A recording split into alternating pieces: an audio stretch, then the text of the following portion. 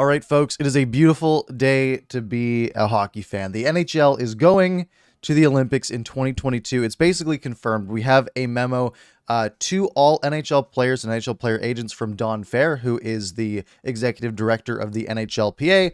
This is official NHLPA letterhead being sent out to all the players. We'll read that, but before I do that, leave a comment of who you think is going to win gold, silver, and bronze. Let's get your predictions in the comments down below, but let's go through this memo. I will read it here. We have finalized the agreement providing for participation in the 2022 Winter Games in Beijing. Below is a summary of the key terms. The first intro is basically like, hey, if you have concerns, reach out to us. So, timing. Games begin on February 9th, run through February 20th, 2022. NHL players will depart North America via private business class charters on February 6th. Got to get that first class in there. The players or the teams will submit their long lists of players by October 15th. That's for testing purposes, for like doping testing by WADA and drug testing and things of that nature. So the teams have to basically give out their big lists that might have like 50 players on them by the 15th of October, so about a month from now. I don't think we'll get those lists, but if we do, it'll sort of narrow down the options for selection.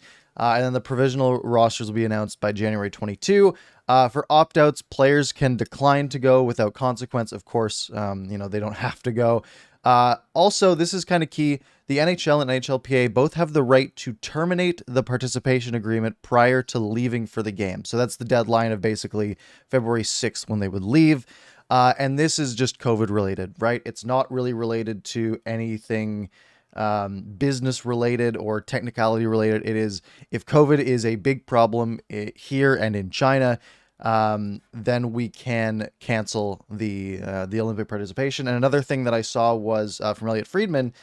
He noted that if there are a lot of COVID outbreaks earlier in the season that cause games to be rescheduled and they can't fit them in, then they can cancel the Olympic break and the Olympic participation to have those games rescheduled there. So it's not 100%, but it's definitely a step towards the right direction.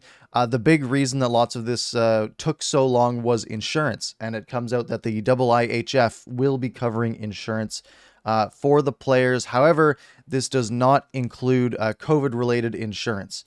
The quote here is, the IOC/IIHF refused to pay for the cost of COVID insurance and insists that players take on all of the COVID risks and release from potential liability related to anyone contracting COVID at the games. This was a sticking point potentially, and Friedman said that the NHL players really wanted to go and they were willing to make this concession and say, look, we take on all the risk if we do get COVID. It's something like 95% of NHLers are fully vaccinated at this point. So if there are COVID issues, it will be on the players, not on the IIHF. Protocols. The Chinese government, IOC, are still working on protocols. It looks like everything's going to be in a very tight bubble. Everyone will have to be vaccinated who goes to the or who goes to the Olympics. Drug testing, it says here, begins on October 25th or October 15th, 2021. It may include testing for an expanded list of prohibited substances, including THC. Which is kind of interesting. The NHL doesn't really test for recreational drugs in their drug testing. We know there's been cocaine issues in the past in the NHL for sure. I'm sure a lot of players are partaking in THC-related substances, but they will have to stay off of that beginning on October 15th. National teams are not permitted to hold in-person training camps, so there won't be like a Team Canada camp like a week before the games to get ready. Everything's going to be on NHL size rinks, so we're not getting the Olympic ice, the big ice, which is kind of sad, but I mean, we saw it in Vancouver. Those were on regular ice where the Canucks play. Guests, it says extremely unlikely that there will be guests, and players will get the right to keep the last jersey they wear. So just a bunch of extra stuff there. So basically the gist is, we will have NHL players at the Olympics in 2022. Now, I want to pull up the groups because that's great. That's well and good. Also, if you want to know who I think will make the Canadian team, I did a video on that 3 days ago. It's linked right up here. It should pop up. So go give that a watch if you'd like. But there's 12 teams that will be participating in the Olympics in Beijing in February 2022. We have sort of the group of death, which is Group A, and that is Canada and the US, which means they'll play an early game in the Olympics in the round robin. Germany's in that group as well, and I mean, it doesn't look like Germany's going to have an easy time making it out of that group. But Germany is definitely not as bad as they used to be, right? They have guys like Dominic Cahoon, Leon Draisaitl, for example. Don't know if you've heard of him. So they'll be at least a decent team.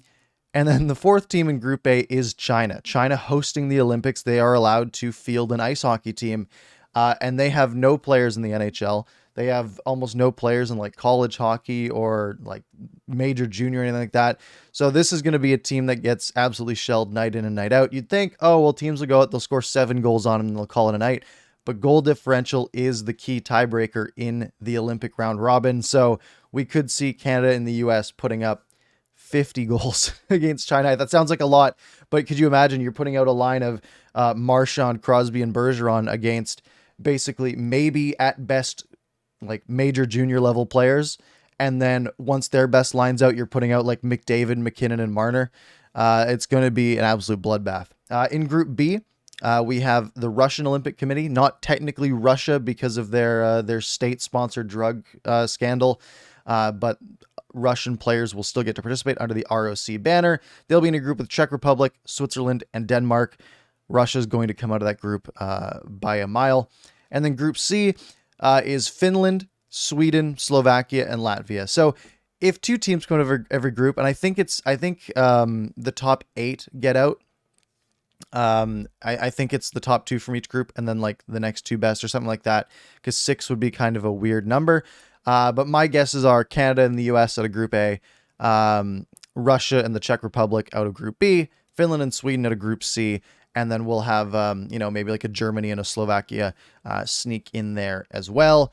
Obviously, I'll be rooting for Canada. And when the Olympics do come around, I will be covering them because the NHL will be on a break. My normal Canucks-focused coverage will be on a break. So I will be doing things like post-game shows for the Canadian team. And after every game they play, we'll be covering the selection process. If that list does come out in about a month of the long lists for each team, we'll take a look into those, see if there's any big snubs, anyone missing from those lists, which I kind of doubt, but just in case. And then, of course, when the teams get selected, we'll take a bit of a deeper dive into that. Anyways, leave a like on the video, hit subscribe if you are new here, and if you enjoyed the video, leave a comment and say that you enjoyed it or something like that. Also, a shout out to our members. If you want to join as a member, you can hit the join button down below. We have a bunch of members in the VIP group, but if you're in the Backstage or GOAT member, you get your name on screen at the end of my videos. Shout out to our Backstage members and our GOAT member, Lucas. Thank you guys for the support, and I will talk to you in the next one.